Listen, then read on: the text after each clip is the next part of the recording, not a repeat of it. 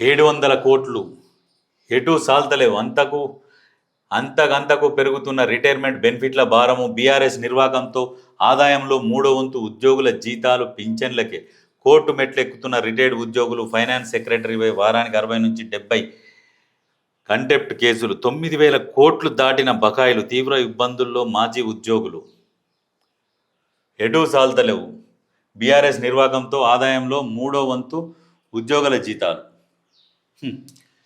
ఎటు సాల్తలేవు. మరి గత ప్రభుత్వం చేసిన పనులు అట్లా ఉన్నాయి, ఆ రకంగా తయారైనాయి. ఆ ప్రభుత్వం కనుక సరిగ్గా పరిపాలన మీద అవగాహన ఉంటే ఇవన్నీ ఇబ్బందులు జరగకపోతుండే. ఈ 8.5 లక్షల కోట్ల అప్పులు చేసి ఇక నచ్చినోనికి నచ్చింది రాసిచ్చినట్టు పరిపాలన చేసి ఇట్లా అస్తవ్యస్తం చేస్తే ఎంత కని చేస్తాడు ఆయన ఒక్కడు.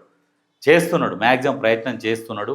వెనక ముందు అన్నీ వస్తాయి. ఇంకొక సంవత్సరం లోపల అన్నీ సర్దుకపోతాయి.